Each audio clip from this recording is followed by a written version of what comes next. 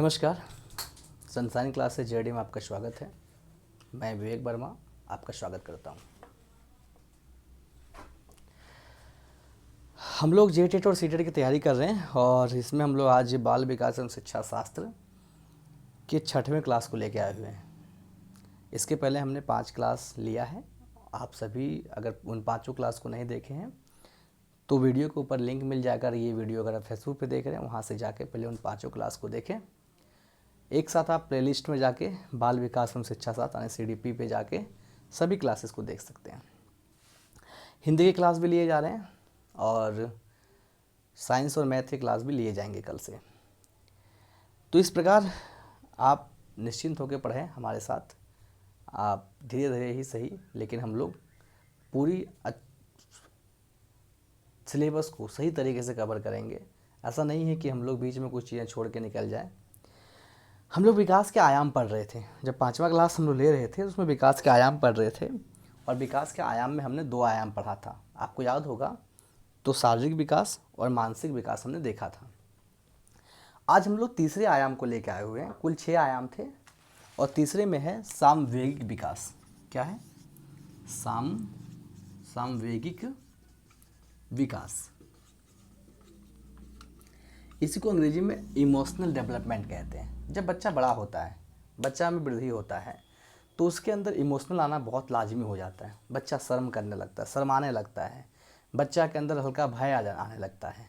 बच्चा के अंदर क्रोध आने लगता है। बच्चे के अंदर घृणा आने लगती है। लोग चीज़ों के प्रति घृणा आने लगती है। बच्चा के अंदर स्नेह आने लगता है। स्नेह की भावना प्रकट होने लगती है। खुशी की भावना प्रकट होने लगती है। तो इन सारे पूरे प्रक्रम की जो विकास होती है, इन सारे जो उसके अंदर डेवलपमेंट देखा जाता है, इसी को हम लोग सामवेगिक विकास कहते हैं, जिसको इमोशनल डेवलपमेंट कहा जाता है। इसका अगर अर्थ देखें तो हम कह सकते हैं कि संवेगों का विकास होना और किसी अवस्था में बालक के पूर्णतः व्यक्तिगत व्यवहार में परिवर्तन आना संवेगिक विकास कहला सकता है। बालक के पूर्णतः व्यक्तिगत व्यवहार में जो परिवर्तन आता है उसे को हम लोग क्या कहेंगे? तो संवेगिक विकास कहेंगे। इसके अंतर्गत स्नेह, क्रोध, घृणा, खुशी, आश्चर्य, इन सारी चीज़ों में बदलाव हमें देखने को मिलता है। और ये सारी चीज़ें जो है संवेग को परिवर्तन करने का, संवेग को दर्शाने का एक उदाहरण हो सकता है। अगर हम देखें तो संवेगी विकास आयु बढ़ने के साथ साथ जैसे जैसे आयु बढ़ता है वैसे वैसे उसका विकास जो है बढ़ता जाता है। डेवलपमेंट जो संवेगी विकास का होते जाता है।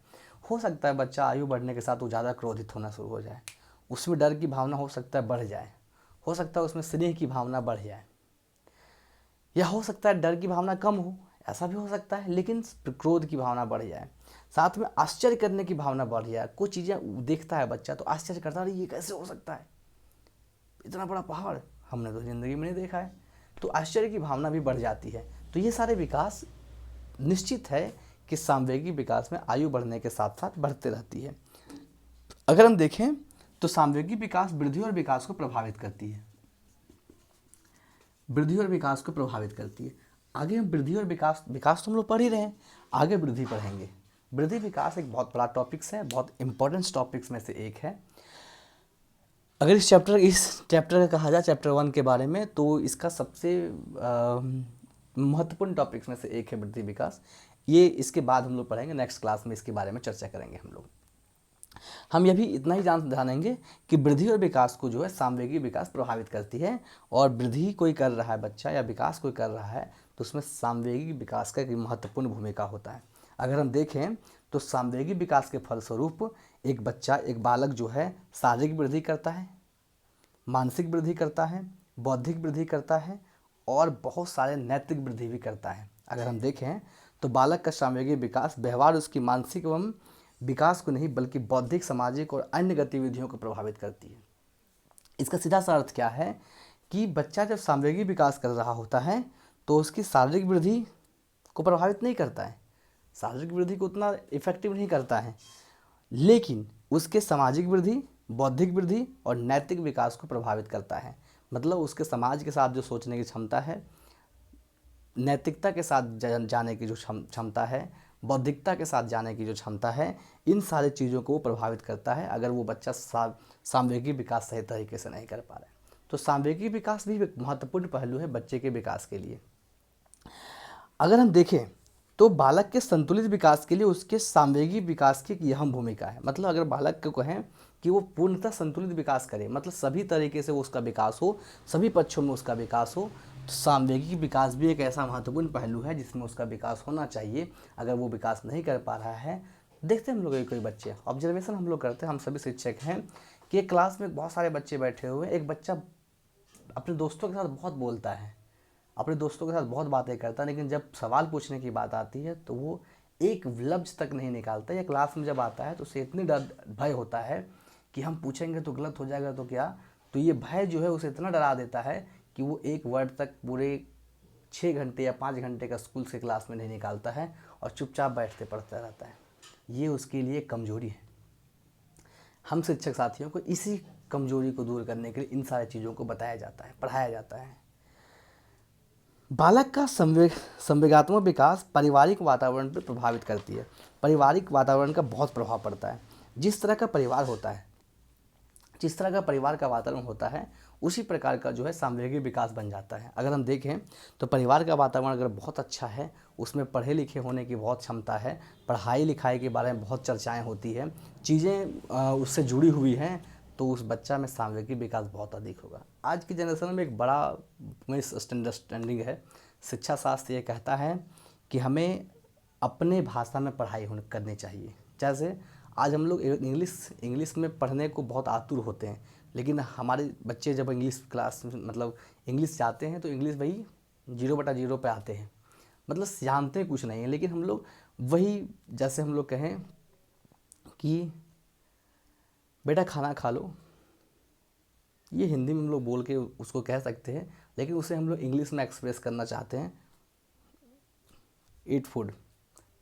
अब हम ये कह रहे हैं, गलत बोल रहे हैं, लेकिन प्रॉब्लम यहाँ इस चीज़ का है कि हमें इंग्लिश नहीं आती है, फिर भी हम इंग्लिश बोलना चाहते हैं और बच्चे को गलत सिखा रहे होते हैं। ये एक बहुत ख़राब विकास के द्वारा हमें दिखाई देगा। ये एक ऐसी विकास है, हमें शिक्षा अपनी भाषा में हाँ, लैंग्वेज जानना बहुत अच्छी चीज़ है, हमें इंग्लिश के साथ फ्रेंच बहुत सारी भाषाएं सीखनी चाहिए, लेकिन शिक्षा हमेशा अपनी भाषा में जो हमें पूर्णतः सही हो, जो हमें पूर्णतः समझ में आए, उसी में लेनी चाहिए। और यही बच्चे के अंदर विकास जो है छूट जा रहा है। ख़ासतौर पे ये गार्जियंस के मोटिवेशन के कारण छूट जा रहा है कि नहीं, मेरा बच्चा इंग्लिश में ही पढ़ेगा। इसका प्रभाव क्या दिखता है, बच्चे इंग्लिश मीडियम स्कूल में पढ़ते हैं, पूर्णतः इंग्लिश रहता है उस बच्चे का किताब, लेकिन बच्चे को समझ तक नहीं आता है कि हम पढ़ क्या रहे हैं, क्योंकि माहौल नहीं है वो। इसलिए हम बोलें कि पारिवारिक माहौल जो है बहुत निर्भर करता है सांवेगिक विकास पे। एक बच्चा स्कूल में पूरा इंग्लिश पढ़ रहा है, जैसे वो घर जाता है वैसे उसके घर में खोरठा अन्य रीजनल भाषाएं बोलना शुरू हो जाते हैं। वो बच्चा इंग्लिश में कितना सीखता है, तो जितना उसे रटवाया जाता है, और रट के बच्चा कितना सीख सकता है, नहीं सीख सकता है। तो इसलिए सांवेगिक विकास में एक पारिवारिक वातावरण एक बहुत ही अहम भूमिका निभाता है। पारिवारिक वातावरण के चलते बच्चा जो है अलग अलग परिप्रेक्ष्य में, अलग अलग रूप में हमें दिखाई देता है। विद्यालय के परिवेश एवं क्रियाकलाप को उचित प्रकार से संगठित कर अध्यापक बच्चे के सांवेगिक विकास को प्रभावित कर सकता है। अब सवाल ये उठता है कि शिक्षक को सांवेगिक विकास के बारे में क्यों पढ़ना चाहिए, तो इसका जवाब क्या होगा। तो शिक्षक को सांवेगिक विकास को इसलिए पढ़ना चाहिए कि विद्यालय के परिवेश को देखकर वो अपने अंदर भी क्षमताओं का विकास कर सकता है कि इस अनुरूप में हमें किन सारे चीज़ों को आगे बढ़ाना चाहिए, किन सारे क्षेत्रों में हमें काम करना चाहिए कि एक बच्चा सही तरीके से पढ़ सके, एक बच्चा में सही तरीके से ज्ञान हो सके। अगर हम एक सुदूरवर्ती क्षेत्रों में तुरंत जाके अंग्रेजी सिखाना शुरू कर दें, तो वहाँ के लोग डर जाएंगे, भयभीत हो जाएंगे कि हम तो नहीं कर पाएंगे, तो हमें उनकी भाषाओं में दोस्त बनकर उन्हें सिखाना होगा। तो ये सांवेगिक विकास का एक बहुत अच्छा उदाहरण है कि बच्चे शिक्षक के साथ जुड़ेंगे, और शिक्षक को अगर इन सारे के बारे में पहले से पता होगा तो शिक्षक बच्चे को सही तरीके से जोड़ने में सक्षम हो पाएंगे। तो सांवेगिक विकास का अगर मूल अर्थ निकालें, एक 2 लाइन में अगर हम अर्थ देखना चाहें, तो ये होगा कि सांवेगिक विकास बच्चों के संवेग, बच्चे के व्यवहार में परिवर्तन है, और जिसके अनुरूप शिक्षक को ज्ञान होना चाहिए, और उस व्यवहार को परिवर्तन को स्थिर रखने के लिए, उस व्यवहार के परिवर्तन को शिथिल रखने के लिए, समान रूप में रखने के लिए शिक्षक को सांवेगिक विकास का ज्ञान होना बहुत आवश्यक है। आपसे रिक्वेस्ट है कि अगर ये वीडियो आप फेसबुक पे देख रहे हैं तो मेरे फेसबुक पेज को लाइक कीजिए, साथ में वीडियो के अंदर जाके उसे फॉलो कीजिए। अगर ये वीडियो आप यूट्यूब पे देख रहे हैं तो मेरे चैनल को सब्सक्राइब कीजिए और बेल आइकन दबाइए। साथ में अगर हमारे साथ आप जुड़ना चाहते हैं तो हमें 8674894098 पे व्हाट्सअप कीजिए। हमारा व्हाट्सअप नंबर है, इसमें अपना नाम और पता भेजिए। हम आपको वीडियो के साथ साथ नोट्स और बहुत सारी चीज़ें प्रोवाइड करवाएंगे बहुत कम न्यूनतम शुल्क पे। और साथ में आप हमारे साथ बहुत अच्छे तरीके से जुड़े हुए हैं, उन सभी का शुक्रिया जो हमारे साथ जुड़े हुए हैं, उन सभी का भी पहले से शुक्रिया जो हमारे साथ जुड़ना चाह रहे हैं। अगर आप ये वीडियो फेसबुक पे देख रहे हैं और पूरा वीडियो आपको वहाँ नहीं मिल पा रहा है तो फेसबुक के ऊपर यूट्यूब का लिंक है, जो वहाँ से जाके आप मेरे पूरे वीडियो को देख सकते हैं। साथ ही मेरे चैनल को सब्सक्राइब भी कर सकते हैं, नोटिफिकेशन का बेल भी दबा सकते हैं। आपको जब भी हम वीडियो अपलोड करेंगे आपको सबसे पहले वीडियो का नोटिफिकेशन मिल जाएगा। आगे बढ़ते हैं। तो हमने सामवेगी विकास को देखा, हमने उसमें एक एग्जाम्पल्स को देखा जो आज के समाज की एक बहुत महत्वपूर्ण कड़ी है, बहुत महत्वपूर्ण वैल्यूबल कड़ी के रूप में देखा जाता है। चौथा विकास आता है क्रियात्मक विकास। क्या आता है?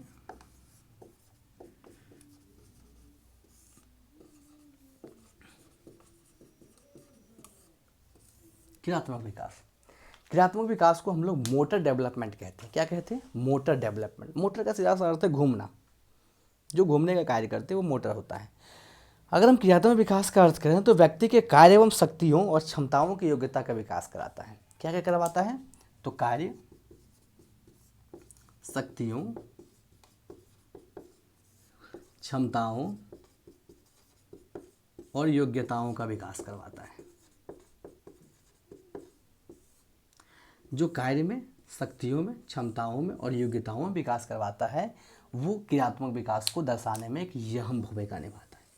इस पर ये कह सकते हैं कि क्रियात्मक विकास जो है किसी बालक के कार्य करने की क्षमता, उसकी शक्ति को डेवलपमेंट करने की क्षमता, क्षमता को डेवलपमेंट करने की क्षमता और योग्यताओं को डेवलपमेंट करने की क्षमता का पूर्णतः विकास करवाती है। अगर देखें तो क्रियात्मक विकास जो है योग्यताओं का अर्थ अलग अलग होता है। शक्तियों, क्षमताओं, योग्यताओं का अर्थ होता है ऐसे शारीरिक गतिविधियों के क्रियाओं जिनको संपन्न करने के लिए मांसपेशियों, तंत्रिकाओं और बहुत सारे चीज़ों का संयोजन होना बहुत आवश्यक है। सीधा सा अर्थ में क्या कहें हम लोग कि अगर हम देखें तो क्रियात्मक विकास जो है वो पूर्ण रूपेण मनुष्य के या कह सकते हैं बालक के क्षमताओं पर निर्भर करता है और यह योग्यता के आधार पर लोगों के बीच गढ़ा हुआ होता है। जैसे चलना, बैठना, ये क्या है? कार्य है। चलना, बैठना कार्य है। शक्ति की बात करें, उठाना, किसी चीज़ को अगर उठाने की बात करें तो वो शक्ति की बात करें। क्षमता की बात करें, कोई क्षमता की बात करें तो कह सकते हैं कि किसी को मारना या किसी वजनी भार चीज़ों को फेंकना। और योग्यता की बात करें तो अपने पूर्णतः अपने अंदर की पूर्णतः शक्तियों का उपयोग करना, जिसको हम लोग पढ़ाई में या अन्य किसी चीज़ में, खेल में या किसी अन्य चीज़ों में उपयोग करते हैं। कुछ नई चीज़ों में भी उपयोग कर सकते हैं हम लोग, ऐसा नहीं है। तो बालक जो है बहुत सारी चीज़ों को जो है क्रियात्मक रूप में, कार्य करने के रूप में सीखता है। अगर हम एग्जाम्पल के तौर पे देखने का प्रयास करें तो सब देखिए, पढ़ने का सबसे अच्छा उदाहरण तरीका है कि एग्जाम्पल के साथ जोड़ के पढ़ना। अगर आपको एग्जाम्पल से याद रह गए हैं तो डिफिनेशन का कोई मतलब ही नहीं है। क्या करेंगे डिफिनेशन? डिफिनेशन एग्जाम में नहीं पूछता है। एग्जाम में पूछता है हमें ट्रिक्स, जिसके माध्यम से हमें याद हो और पकड़ सकें उस चीज़ों को। अगर हम कहें कि एक बालक जो है बहुत छोटा है और वो बालक जब छोटा होता है तो उसके अंदर क्षमताओं का विकास बहुत अधिक हो रहा होता है, कार्य करने की शक्ति बहुत अधिक होती है, शक्तियों का विकास बहुत अधिक होता है, क्षमताओं का विकास बहुत अधिक होता है। ऐसा क्यों कह सकते हैं हम लोग?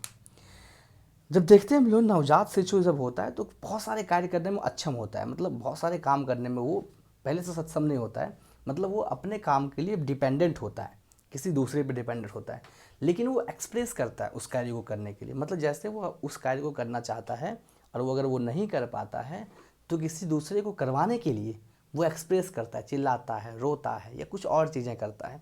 जब उसे वो चीज़ मिल जाता है तो वो खुश हो जाता है और अपने आप को खुशी महसूस करता है। जैसे बच्चा बड़ा होता है बच्चे की वृद्धि जैसे होती है वो अपने कार्यों को करने के लिए सक्षम हो जाता है और बढ़ने विकास होते होते जो है वो डिपेंडेंसी छोड़ देता है और खुद वो अपने कार्य को करना शुरू हो जाता है। जैसे एक बालक को एक गिलास उठाना हो जब वो 2 साल का हो, 2 साल बहुत बड़ा हो सकता है, जब वो 8 महीने का हो या 10 महीने का हो तो बालक बच्चा गिलास नहीं उठा सकता, उसे गिलास के साथ खेलना है। तो वो गिलास रंगीन है, चमकीला है, तो वो चिल्लाना शुरू करता है और अपनी माँ को या दादी को या किसी और अन्य व्यक्ति को ये आभास दिलाता है कि हमें उस गिलास के साथ खेलना है। वो उसे गिलास दे देता है, दे देती है, दे देता है और चुप हो जाता है और बाद में वो उस चीज़ से खेलने लगता है, फिर बाद में उसे तोड़ भी देता है। ऐसा भी हो सकता है कि तोड़ भी सकता है। तो उस शुरुआत के दौर में वो अपने क्षमताओं का उपयोग किया, जो उसके पास क्षमता था चिल्लाने की, कार्य का उपयोग किया जो उसे खेलने की, और बाद में उसे लगा कि इसमें क्या योग्यता, मतलब इसके अंदर क्या चीज़ें हैं वो दिमाग के अंदर चल रहा है और फिर उसे तोड़ने का खोजने का प्रयास करता है। यही बालक जब बड़ा हो जाता है तो ये चीज़ें करना वो भूल जाता है, उन चीज़ों को संभालना, उन चीज़ों को सजोना शुरू कर देता है और धीरे धीरे धीरे धीरे धीरे धीरे यही चीज़ हम लोग जब बहुत बड़े हो जाते हैं, बालक बहुत बड़ा हो जाता है तो यही क्षमता कम कर देते हैं, जिस कारण से चीज़ें कम हो जाती हैं, चीज़ें खराब होने लगती हैं, हमारे अंदर से क्षमताएं कमी होने लगती हैं, हम चीज़ों को एक्सप्रेस करना भूल जाते हैं, हम जल्दी खोजना शुरू कर देते हैं चीज़ों को। तो इससे कह सकते हैं कि बालक जो है वो अपने क्षमताओं का विकास करने में सक्षम होता है और आयु बढ़ने के साथ साथ वो अपने योग्यता के विकास में जो है अग्रणी पद पे जाने लगता है, या फिर कह सकते हैं कि वो अपने क्षमताओं का विकास ज़्यादा करने लगता है, क्रियात्मक विकास ज़्यादा होने लगता है। बालक के इस विकास के कारण जो है आत्मविश्वास अर्जित करने में बहुत भूमिका में मतलब आत्मविश्वास बहुत अधिक होती है। इस विकास के फलस्वरूप जो है बालक का आत्मविकास बहुत बढ़ता है। अगर वो किसी कार्य को कर लेता है, मान लेते हैं ये डस्टर वो नहीं उठा पा रहा है, 3 दिन 4 दिन प्रयास किया और एक दिन उठा लिया, तो उसके आत्मविश्वास में बहुत वृद्धि होती है। उसी तरह धीरे धीरे बच्चा जब बड़ा होता है तब भी बहुत सारे जगह पे आत्मविश्वास में वृद्धि करने में ये क्रियात्मक विकास बहुत ही अहम भूमिका निभाती है। अगर हम देखें तो अगर ये सवाल उठे कि इसके क्रियात्मक विकास नहीं होने से बालक में क्या प्रॉब्लम्स होंगे, तो अगर क्रियात्मक विकास नहीं होगा तो बालक में कौशलों का विकास में कमी होगी। कौशल का विकास, देखिए ये कौशल बहुत इंपॉर्टेंट है, ठीक है।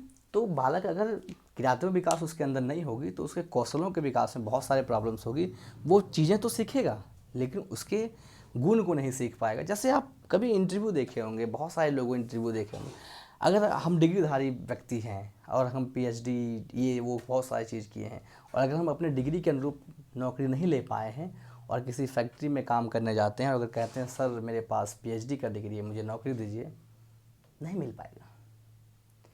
क्योंकि पीएचडी, अगर आप एक गैराज में काम करने के तो पीएचडी का क्या काम है, उसमें गैराज में कुछ काम नहीं है। अगर आपको एक लेबर का काम करना है तो पीएचडी का क्या काम है, तो वहाँ स्किल का काम है, कौशल का काम है।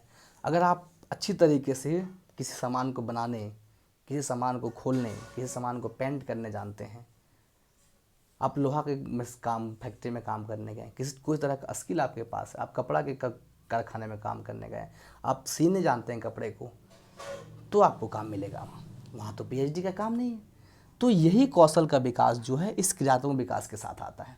मतलब हमें पढ़ना भी है, बच्चों को पढ़ाना भी है और साथ में उसके कौशलों का विकास करने का भी, क्षमताओं को, ज्ञान को अर्जित करके रखना है कि बच्चा किस और जाना चाहता है उस और उसे जाने को प्रेरित करना है।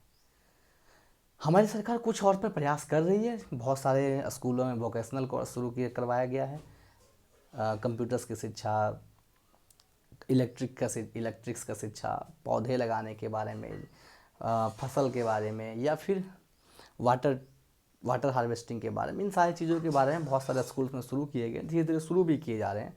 लेकिन अगर शिक्षक को पूर्णतः इस कौशल के बारे में ज्ञान हो तो हम सभी इसे आसानी से बच्चे के साथ जोड़ सकते हैं। अगर हम इसे कहें तो ये कंफर्म करता है कि अगर क्रियात्मक विकास नहीं होता है तो उसके कौशलों के विकास में बाधा होती है, मतलब उसका कौशल का विकास नहीं हो पाएगा। अगर हम कहें तो इसी ज्ञान को अर्जित करवाने में शिक्षक क्या भूमिका निभा सकता है, तो उसके कौशल के ज्ञान को अर्जित करवाने में शिक्षक की अहम भूमिका निभा सकता है।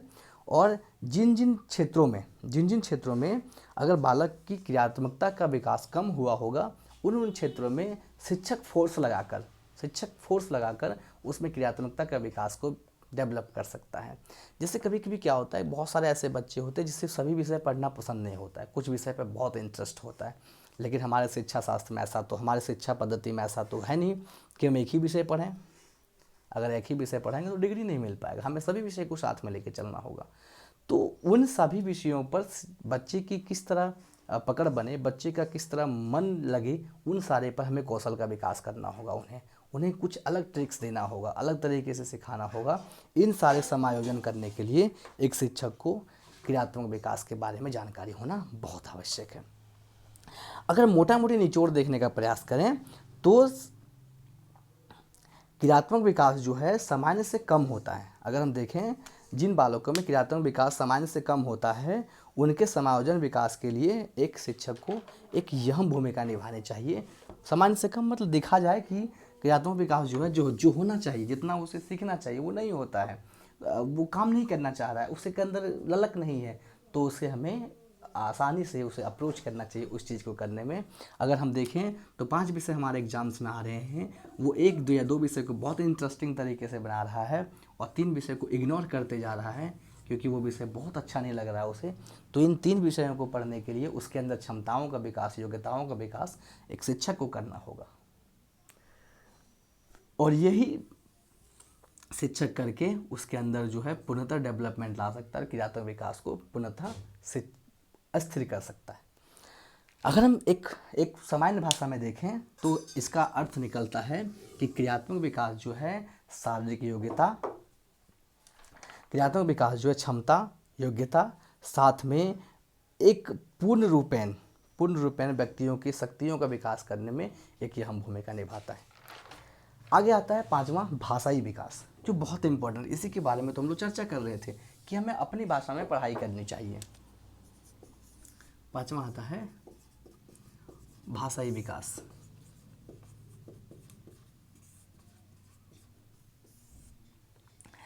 बोला कि भाषा के विकास को एक प्रकार का संज्ञानात्मक विकास माना जाता है, मतलब भावनात्मक, मतलब भाषा का विकास जो है एक प्रकार का भावनात्मक विकास है।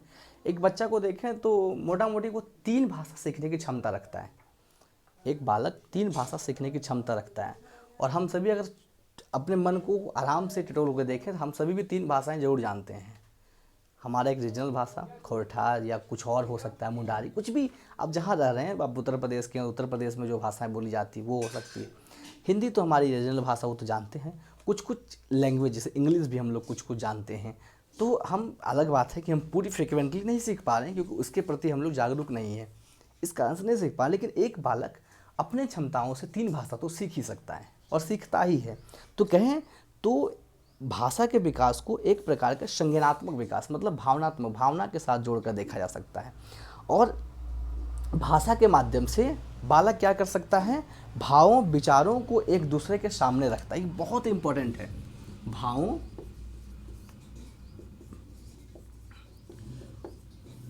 और विचारों को एक दूसरे को सामने रखता है। मतलब अगर भाषा का ज्ञान ना हो, बच्चे को भाषा के बारे में उसे पता ना हो, तो उसे डर सा महसूस होगा। मान लेते हैं हम एक क्लास में क्लास ले रहे हैं, आप शिक्षक सभी साथी, और हम कह दें कि नहीं आज जो है सभी को उर्दू में बोलना है। अब उसमें से बैठे हुए 40-60 स्टूडेंट्स हैं, 40 में से सिर्फ 2 मात्र को उर्दू आता है। अब सभी तो परेशान हैं कि हम कैसे एक्सप्रेस करें। तो सबसे ज़रूरी चीज़ है कि हमें अपने लैंग्वेज में विचार को प्रकट करने का जो क्षमता है वो अगर दिया जाए तो हम आसानी से चीज़ों को व्यक्त कर सकते हैं। तो भाषाई विकास क्या करता है, लोगों के सामने, एक दूसरे के सामने जो है भावों को प्रकट करने, विचारों को प्रकट करने में एक समान रूप से लोगों के बीच एक समान समर्था रखता है और लोगों के बीच उसे समझाने का प्रयास करता है। तो भाषाई विकास बालक के मनोमस्तिष्क को विकास करने में अहम भूमिका निभाता है। भाषाई ज्ञान के अंतर्गत बोलकर विचारों को प्रकट करना, संकेतों के माध्यम से अपनी बातों को रखना सम्मिलित किया गया है। अगर देखें हम लोग तो भाषाई विकास में क्या, बोलकर, किसी भी भाषा को बोलकर, जो हम लोग कर रहे हैं अभी, आदान प्रदान कर रहे हैं भाषा का, बोलकर भाषा को प्रकट कर रहे हैं। हम बोल रहे हैं, आप सुन रहे हैं, आप बोल सकते हैं, हम भी सुन सकते हैं। इसका ज़्यादा अर्थ है कि हम लोग बोलकर विचारों को प्रकट कर रहे हैं। और साथ में सांकेतिक, सांकेतिक मतलब कोई चीज़ को लिख कर, जैसे हमने ये लिखा भाषाई विकास, इतना लिखा तो हमें ये समझ में आ रहा है इस टॉपिक से कि इसमें भाषा के विकास के बारे में पढ़ा जाएगा। क्या क्या पढ़ा जाएगा वो हम लोग इसके बीच में चर्चा कर रहे हैं। तो भाषाई विकास के अंदर जो है बोलकर और सांकेतिक रूप में, किसी रूप में लिखकर जो है, इसे संकेतों के रूप में लिखकर भाषा के विकास को सम्मिलित किया जाता है। अगर हम देखें तो बालक 6 माह से 1 वर्ष के बीच कुछ शब्दों को बोलने में सक्षम हो जाता है। 6 माह से 1 वर्ष के बीच जो कुछ शब्दों को बोलने में सक्षम होता है, 2, 3, 4 शब्दों को बोलने में सक्षम हो सकता है। लेकिन अगर 3 वर्ष की आयु में देखें तो वो कुछ शब्दों को बनाने में सक्षम हो जाता है, कुछ शब्दों को अपने बनाने में सक्षम हो जाता है। जो वो शब्द सुनता है उस शब्द को खुद बोलना शुरू कर देता है और उन शब्दों को आसानी से वो बोलना शुरू करने का प्रयास करने लगता है। और अगर देखें तो 15 से 16 वर्ष की उम्र में, 15 से 16 वर्ष की उम्र में एक बालक का पूर्णतः विकास हो जाता है। भाषाई विकास जो है उसका पूर्णतः हो जाता है, मतलब पूर्ण रूप से भाषा का विकास उसमें हो जाता है। भाषाई विकास का कर्म एक क्रमिक विकास होता है जिसके माध्यम से कौशल की वृद्धि होती है। अगर हम देखें तो भाषाई विकास जो है क्रमिक रूप से बढ़ते रहती है और जिससे बालकों में कौशल का विकास होता है। कौशल का विकास मतलब जितना उसकी भाषाओं का निचोड़ होगा, मतलब जितना वो अपनी भाषाओं में ज्ञान अर्जित करेगा, उसके अंदर सेल्फ कॉन्फिडेंस बहुत अधिक होगा कि नहीं, हम तो अपनी भाषा बोल रहे हैं, हम तो अपने भाषा में एक्सप्रेस कर रहे हैं। तो इस प्रकार हम कह सकते हैं कि भाषाई विकास जो है बालक के विकास में एक महत्वपूर्ण भूमिका निभाता है और ये महत्वपूर्ण भूमिका उसके बौद्धिक विकास और साथ साथ कौशल के विकास में एक अहम भूमिका निभाता है। शिक्षक को क्यों इसे पढ़ना चाहिए, सवाल ये भी उठता है इसमें। तो शिक्षक को इसलिए पढ़ना चाहिए कि शिक्षक को भाषाई विकास का ज्ञान इसलिए आवश्यक है क्योंकि बालक को अप्रोच ना करे, बालक को फोर्स ना करे कि हमें आपको दबाव ना डाल दिया जाए बालक को कि आपको ये भाषा नेसेसरी सीखना है, ये भाषा में शिक्षा नहीं हो सकती। कुछ हद तक भारत की शिक्षा पद्धति में बहुत सारे विसंगतियां हैं।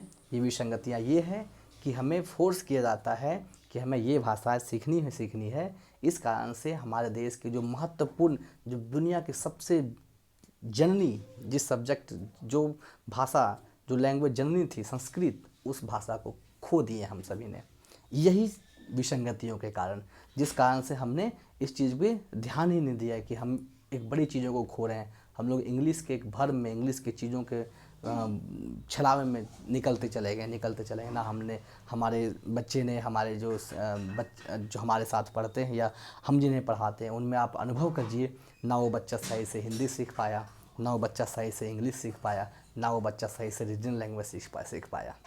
आप सभी में से एक है, हम लोग भी हैं। तो ये प्रॉब्लम्स कहाँ से आ पाया? ये प्रॉब्लम आया हमारे शिक्षा पद्धतियों में से।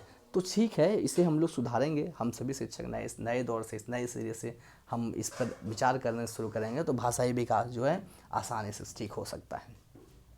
तो शिक्षक को ज्ञान अर्जित करना क्यों जरूरी है? क्योंकि बच्चे को ये फोर्स ना किया जाए कि आपको ये भाषा नेसेसरी पढ़ना। हाँ, ये इम्पोर्टेंस है कि भाषा उसके रीजनल लैंग्वेज में पढ़ाई हो, जो वो भाषा सीखता है, जानता है, हिंदी हो तो हिंदी हो, भोजपुरी तो भोजपुरी हो, कोई अन्य भाषा कोई अन्य भाषाएं हो, लेकिन साथ में उन्हें अन्य भाषाओं का भी ज्ञान होना आवश्यक है।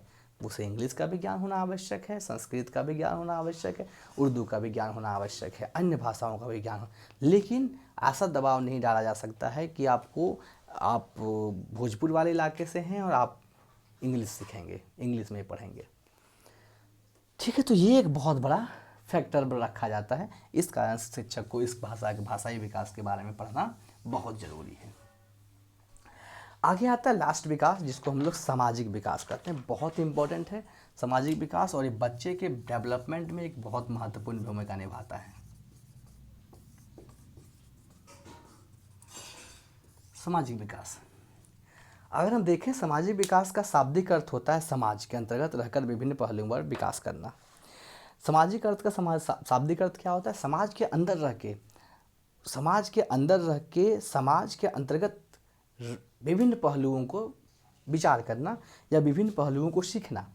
समाज एक बहुत बड़ा स्कूल है, बहुत बड़ा विद्यालय है, जहाँ बहुत सारी चीज़ें सीखने को मिलती है, कुछ बुराइयाँ, कुछ अच्छाइयाँ, कुछ चीज़ें। उसके अंदर रहकर हमें बुराइयों से दूर भागना है, मतलब बुराइयों से हमें पीछा छुड़ाना है और अच्छाइयों को कैच करना है। तो ये विकास तभी हो सकता है, ये हमारे अंदर तभी हो सकता है जब हम पॉजिटिविटी, मतलब दोनों चीज़ों के तर्क को समझने में सक्षम हो। बालक जो है अच्छाइयों को भी और बुराइयों को छाँटने में सक्षम हो। अब बालक अगर बुराइयों और अच्छाइयों को छाँट नहीं पा रहा है तो उसके सामने एक भ्रम पैदा रहेगा हर समय कि कौन अच्छा है, ये कौन बुरा है, कौन खराब है, कौन अच्छा है, इसके बारे में वो चर्चा ही नहीं कर पाएगा। अंतिम वो भ्रम के मारे दोनों चीज़ों को लेकर चलना शुरू कर देगा, जो उसके लिए खतरनाक हो सकता है। समाज के अंतर्गत बहुत सारी चीज़ों का विकास होता है, जैसे चरित्र निर्माण।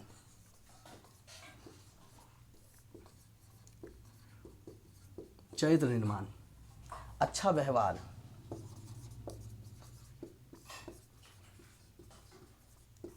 अच्छा व्यवहार, जीवन संबंधित व्यवहारिक शिक्षा,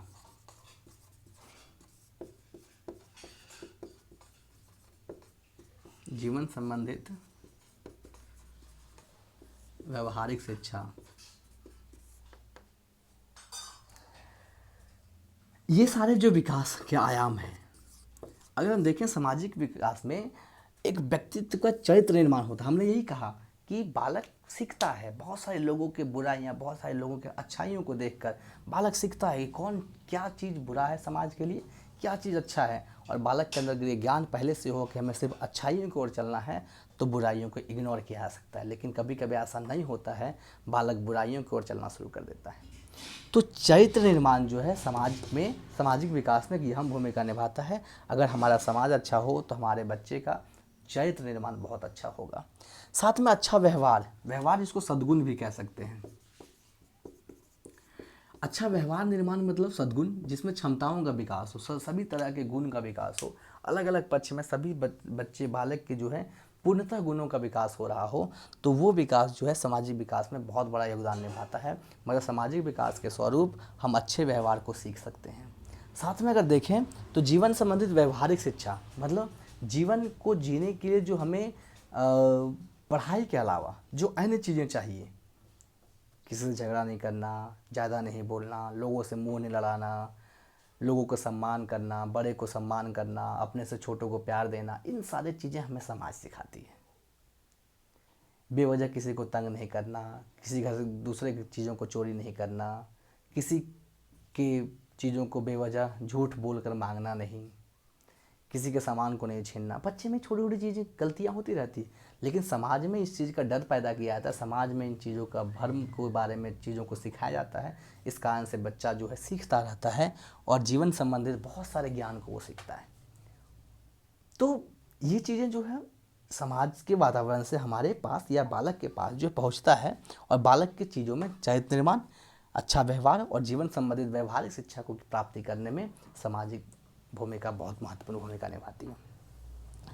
बालक के विकास का प्रथम पाठशाला परिवार को माना जाता है। अगर हम देखें तो बालक के विकास का जो पहला पाठशाला है वो परिवार है, इसके बाद समाज है, मतलब पहला स्कूल जो है वो परिवार है और इसी के बाद दूसरा स्कूल जो है वो समाज है। तो परिवार और समाज मिलके जो है एक बालक का पूर्णतः विकास कर सकता है। अगर एक अच्छा परिवार, एक अच्छा समाज मिल जाए तो एक बालक पूर्णतः विकास कर सकता है अपने जीवन को। आज के जनरेशन में बालक के पूर्णतः विकास करना एक बहुत बड़ी समस्या है, क्योंकि हम लोग अपने कल्चर को भूल चुके हैं। हम लोग अपने कल्चर में बहुत सारी चीज़ें नष्ट कर चुके हैं, जैसे बड़ों का सम्मान करने चीज़ों हम लोग धीरे धीरे भूल रहे हैं। डिजिटल जितना हमारे साथ जोड़ते जा रहा है उससे बहुत सारे फ़ायदे हैं और उसके बहुत सारे हानि हो रहे हैं। इस कारण से हमें डिजिटल के साथ बच्चों को जोड़ना भी चाहिए और बच्चों को बचाना भी होगा, तभी ये परिवार और समाज एक से दूसरे के साथ जुड़ पाएगा। परिवार और समाज डिजिटल के कारण बिछड़ रहे हैं। एक बच्चा जिसके हाथ में मोबाइल फ़ोन है वो अपनी मम्मी से बात करने के लिए मैसेज करता है कि आप घर में हैं, व्हाट्सएप मैसेज या कुछ और, एक ही रूम में, बगल वाले रूम में ये चीज़ें हो रही हैं। और समाज में भी यही चीज़ें हो रही है, लोग मैसेज पे मैसेज फॉरवर्ड करते जा रहे हैं, लोगों के बीच संवेदनाएं व्यक्त करती जा रही है। लोग ये नहीं जांच कर रहे हैं कि ये सही है कि गलत है, लोगों के बीच कभी कभी गलत मैसेज भी पहुंच रहा है, गलत चीज़ें पहुंच रही, गलत कंटेंट भी पहुंच रहा है। तो हल्का सा कुछ गलतियां हैं, डेवलपमेंट जैसे नई चीज़ें होती है तो नए प्रयोग जो हैं कभी कभी हानिकारक भी होते हैं, लेकिन उसमें शोध बहुत ज़रूरी है। तो समाज में जो परिवार और समाज है, अगर दोनों सही तरीके से संवाद करके एक दूसरे को संवादित स्थापित करें और अच्छे तरीके से चलें तो एक सामाजिक विकास के रूप में बच्चे का पूर्णतः विकास होता है। बोल रहा है कि धीरे धीरे जब बच्चा बड़ा होता है, जब धीरे धीरे बच्चा बड़ा होता है तो सामाजिक विकास के साथ बच्चे का जुड़ाव बहुत अधिक होने लगता है। समाज के विकास के साथ जो बच्चे का जुड़ाव बहुत अधिक होने लगता है और बच्चा चीज़ों को सीखने लगता है कि वहाँ गलत हुआ, ये इस चीज़ पे हमें बोलना चाहिए, वहाँ इस चीज़ की चीज़ें गलत हो रही है, सही हो रही है, उस चीज़ की हमें तारीफ़ करनी चाहिए। इन सारी चीज़ों पे लोग बच्चे जो हैं अपने ग्रुप्स में चर्चा करना शुरू कर देते हैं, जिससे ये समझ में आना शुरू हो जाता है कि समाज के साथ उसका संबंध जुड़ रहा है। अगर हम देखें सामाजिक विकास में जो है संबंधों के दायरे में वृद्धि होती है, जैसे माता पिता, भाई बहनों के अतिरिक्त मित्रों, दोस्तों और सारे लोगों जिससे कभी वो ना मिलना चाहता हो लेकिन वो अब मिलना चाह रहा हो। जैसे हमारे संबंध जो है, बच्चा का शुरुआती संबंध जो है परिवार में भाई बहन, माता पिता, चाचा चाची, दादा दादी, इन सारे सब चीज़ों के साथ रहता है। वो संबंध दोस्तों के साथ, मित्रों के साथ, सहपाठियों के साथ, अंकल्स के साथ, दूसरे दुकानदार के साथ, अन्य लोगों के साथ बनना शुरू हो जाता है, अगल बगल के आस पड़ोस के साथ बनना शुरू हो जाता है, जो भी एक सामाजिक दायरा को बढ़ाता है और लोगों के बच्चों को अपने आप को खुला महसूस कराने में बहुत ही अहम भूमिका निभाता है। अगर हम देखें तो बच्चे सामाजिक माध्यम से सांस्कृतिक, धार्मिक और सामुदायिक विकास की भावनाएं उत्पन्न कर सकता है। कौन कौन? तो सांस्कृतिक, धार्मिक और सामुदायिक विकास की भावना उत्पन्न कर सकता है। तो बच्चा जो है जब विकास कर रहा होता है तो समाज के साथ बहुत सारी चीज़ें देखता है, तो उसके अंदर भी सांस्कृतिक भावनाएं उत्पन्न होती है कि हमें भी अपने गांव के जो कल्चर है, हमें भी अपने गांव में जब फेस्टिवल में नाटक वगैरह होता है तो हम भी उसमें भाग लेंगे और सांस्कृतिक परिपेक्ष को पूरा करेंगे, बढ़ाने में हम भूमिका निभाएंगे। हमें भी धार्मिक चीज़ों में भाग लेना चाहिए, हमें भी अपने कल्चर को, हमें धर्म को, हमारे संप्रदाय को एकजुटता रखने का मैसेज देना चाहिए। इससे भी लगाव होना शुरू होता है। हमें सामुदायिक चीज़ों को, जैसे कभी कोई छठ हुआ आपके गांव में, आपने देखा होगा, अगर आप बिहार, झारखंड और यूपी से रहते हैं तो छठ के समय में लोग घाट का सफाई करते हैं। उसमें बच्चे, बूढ़े, लोग सभी एक साथ मिल के जाते हैं और सभी सद्भावनाएं के साथ सब साफ सफाई करते हैं। तो ये सारी चीज़ें जो है बच्चे का विकास जो है वो सामुदायिक भावनाएं उत्पन्न होती है, वो समाज को देख कर ही होता है कि हमारे चाचा, हमारे दादा, हमारे ये, हमारे वो, हमारे अगल के पड़ोसी ये भी जा रहे हैं, क्यों जा रहे हैं? तो ये शुभ कार्य है, ये अच्छा काम है, ये चीज़ें करनी चाहिए, और उसके अंदर भी भावनाएं जागृत होती है और वो भी बच्चा करने के तैयार हो जाता है। अगर हम देखें तो सामाजिक विकास के फलस्वरूप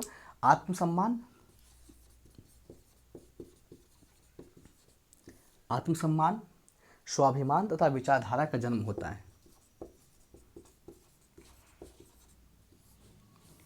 स्वाभिमान तथा विचारधारा, आत्मसम्मान, स्वाभिमान तथा विचारधारा का जन्म होता है, जिससे बच्चे का आत्मसम्मान पे ठेस पहुंचता है। अगर वो बच्चा के समाज में अगर उसको दुत्कारा जाता है तो वो आत्मग्लानि महसूस करता है और समाज के साथ जुड़ना नहीं चाहता है। स्वाभिमान, अपने अभिमान को वो बहुत इंपॉर्टेंस रखता है, अपने बातों को व्यक्त करना चाहता है, अपने बातों को बहुत अधिक तरीके से मापना तोलना चाहता है। विचारधारा, उसके समाज में अलग विचारधारा है, उससे सबसे इम्पोर्टेंट अगर तीनों में देखा जाए तो ये विचारधारा है। एक बच्चा जब धीरे धीरे समाज को देखता है तो उसके अंदर एक अलग विचारधारा पनप रहा होता है। अगर वो 10 लोगों की बातें सुन रहा होता है तो हो सकता है उन 10 लोगों में उन्हें सिर्फ 2 लोगों की बातें अच्छी लग रही हो और उन 8 लोगों की बातों को इग्नोर करता चाहता हो, और ये 2 लोगों की विचारधारा के साथ वो चलना चाहता हो। तो विचारधाराएं जो है समाज बहुत डेवलपमेंट करती है, आत्मसम्मान बहुत डेवलपमेंट करती है, स्वाभिमान बहुत डेवलपमेंट करती है। तो इन सारे टॉपिक्स को हमें याद रखना है सिर्फ नॉर्मल तरीके से। ऐसा नहीं है कि हमें लीक बहुत अधिक तरीके से पढ़ना ही पढ़ना है कि नहीं डीपली जाएंगे, नहीं, ऐसा कुछ नहीं है। हमें सिर्फ टॉपिक्स को याद रखना, जब क्वेश्चन आएंगे तो दिमाग को एक बार सूरत खोलना है और आप आसानी से आंसर दे देना है। अगर हम देखें बालक और समाज के बीच आदर्श व्यक्ति का चयन करता है। एक बहुत इंपॉर्टेंट चीज़ है कि समाज क्या करता है, बालक जो है समाज में एक आदर्श व्यक्ति का चयन करता है, साथ में उससे प्रेरणा लेने का प्रयास करता है। जब समाज में वो रहता है तो वहाँ से क्या करता है, एक आदर्श व्यक्तित्व का चुनाव करता है कि ये व्यक्ति बहुत आदर्श है, और उससे जो है समाज में एक अच्छा व्यवहार पन पाने का प्रयास करता है, और साथ में कभी कभी जो है उससे प्रेरणा लेता है और उस प्रेरणा को लेकर आगे बढ़ने का भी प्रयास करता है। तो हमें क्या करना चाहिए, एक अच्छा समाज देना चाहिए हम शिक्षक साथियों को। जो हम जिन से व्यक्तित्व को पढ़ा रहे हैं उन सभी को एक अच्छा समाज देने का भी प्रयास करना चाहिए कि अगर वो इन्वायरमेंट अच्छा मिल सके तो वो अपने समाज के अंदर ही एक अच्छा व्यक्तित्व ढूंढ सके, अपने समाज के अंदर ही उन्हें एक अपना सा उदाहरण मिल सके, जिसे खोजने के लिए उसे बहुत दूर का उदाहरण ना लेना पड़े, एग्जाम्पल्स ना लेना पड़े। हम लोग चर्चा कर रहे होते हैं, तुरंत जाके बिल गेट्स की चर्चा कर देते हैं। अरे बिल गेट्स और हमारे में बहुत अंतर है, हम अपने समाज में ही क्यों ना ढूंढें, हम अपने समाज में ही क्यों ढूंढें कि इस तरह के लोग हमारे समाज में कुछ ऐसे लोग हैं जो बहुत अच्छा कर गुजरे हैं। तो उन सारे को आदर्श बनाने के लिए हमें एक अच्छा समाज बनाना होगा। तो बच्चा ऐसा करता है कि जब बच्चा धीरे धीरे बड़ा होता है तो अपने समाज में कुछ अच्छे लोगों को आदर्श मान लेता है और उनके दिए विचारों, उनके कहे हुए पथों पर चलना शुरू कर देता है। तो ये बहुत इंपॉर्टेंट है कि समाज में हमें इन चीज़ों को बांध कर रखना होगा। अच्छे लोगों को अच्छे लोग बनने चाहिए, अच्छे लोग आने चाहिए, अच्छे लोग होने चाहिए जो समाज में बहुत अच्छी चीज़ें सिखाएं।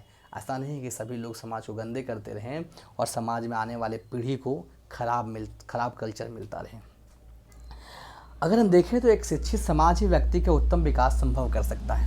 अगर हम देखें तो एक शिक्षित समाज, अगर एक समाज बहुत शिक्षित है, बहुत शिक्षित मतलब समझदार हो, शिक्षित मतलब ऐसा नहीं कि सब नौकरी वाला हो, ये गलत धारणाएं हैं। शिक्षित मतलब जो पढ़ा लिखा हो, चीज़ों को समझता हो, चीज़ों को जानता हो, तो पूर्णतः समाज में जो है आने वाले पीढ़ी का जो है उत्तम विकास कर सकता है, और ये सामाजिक विकास जो है सफल माना जा सकता है, और ये आने वाले पीढ़ी को एक अच्छा डेवलपमेंट कल्चर दे सकता है जिससे बहुत सीधे तरीके से विकास हो सकता है। आज की क्लास हम लोग यहीं ख़त्म करेंगे। इसमें एक अंतिम टॉपिक्स आता है कि शिक्षक को सामाजिक विकास के बारे में क्यों पढ़ना चाहिए। तो इसलिए क्योंकि आने वाले पीढ़ी को अच्छा करना है, हमें उन बच्चों को अच्छे से शिक्षा देनी चाहिए, समाज के बारे में अच्छी बातें बतानी चाहिए और समाज में अच्छी चीज़ों को खोजने का परख करवाना चाहिए। समाज में बहुत बुरी चीज़ें भी होती हैं, उनमें से अच्छी चीज़ों को सिर्फ देखने, जिसमें कहा गया था, अगर हम एग्जाम्पल के तौर पे दें तो अर्जुन को सिर्फ वो पंछी का आँख दिख रहा था, उसी तरह हम लोग को समाज में सिर्फ अच्छी चीज़ों को देखने के लिए, बच्चों को प्रेरित करने के लिए सामाजिक विकास के बारे में बच्चों को पढ़ाना बहुत आवश्यक है, और सामाजिक विकास के पहलुओं के बारे में बच्चों को बतलाना बहुत ज़रूरी है। अगर ऐसा हो पाया तो समाज में बच्चे अच्छे निकलेंगे, और समाज के आने वाले जो बहुत सारे छोटे मोटे क्राइम्स होते रहते हैं, छोटी मोटी दिक्कतें आने लगती है समाज में, वो चीज़ें नहीं होगी। एक बच्चा जो गलती कर बैठता है वो गलतियाँ नहीं होगी, क्योंकि वो अच्छी चीज़ें, उनके अंदर डर होगा समाज का, एक डर बहुत ज़रूरी है समाज का, तो वो अगर आ गया तो बहुत इंपॉर्टेंस है। चलिए आज का क्लास हम लोग यहीं ख़त्म करते हैं। अगर ये वीडियो आप फेसबुक पे देख रहे हैं तो मेरे पेज को लाइक कीजिए, अगर ये वीडियो यूट्यूब पे देख रहे हैं तो सब्सक्राइब कीजिए मेरे चैनल को, साथ में बेल आइकन दबाइए, फेसबुक पे फॉलो कीजिए, लोगों के बीच ज़्यादा से ज़्यादा शेयर कीजिए। और अगर आप मेरे गांव के नज़दीक हैं और हमारे साथ जुड़ना चाहते हैं ऑफलाइन क्लासेस में लॉकडाउन के बाद, तो क्लास 12 तक के ऑफलाइन क्लासेस मेरे पास मिलते हैं, आप आ सकते हैं। मेरे मोबाइल नंबर पे कांटेक्ट कर सकते हैं जो 8674894098 है, ये मेरा कांटेक्ट नंबर है। 1 to 12 तक की क्लासेस जो हैं जैकन CBSE बोर्ड का करवाया जाता है ऑफलाइन माध्यम से। अभी लॉकडाउन है, अभी तो क्लासेस शुरू नहीं हुई है, लॉकडाउन के बाद क्लासेस होगी और उस समय आप अपने बच्चों को भेज सकते हैं। मेरा एड्रेस डिस्क्रिप्शन में मिल जाएगा, नहीं तो आप कॉन्टैक्ट करके हमें कॉन्टैक्ट कर सकते हैं। अगर आप JTET और CTET का पढ़ना चाह रहे हैं तो हमसे मैसेज की, हमारे व्हाट्सएप नंबर पर मैसेज कीजिए, आपको ग्रुप के साथ जोड़ दिया जाएगा। कुछ न्यूनतम शुल्क रखा गया है, उसके माध्यम से आपको बहुत सारे कंटेंट उपलब्ध करवाए जाएंगे। चलिए थैंक यू, मिलते हैं। आशा करते हैं मेरा वीडियो आपको अच्छा लग रहा हो। आप फीडबैक बहुत ज़रूरी मानकर इसे दें, फीडबैक ज़रूर दें। फीडबैक हमें आगे बढ़ने के लिए प्रेरित करता है, नई मेहनत करने के लिए प्रेरित करता है। थैंक यू, मिलते हैं नेक्स्ट वीडियो में। आप सभी का शुक्रिया।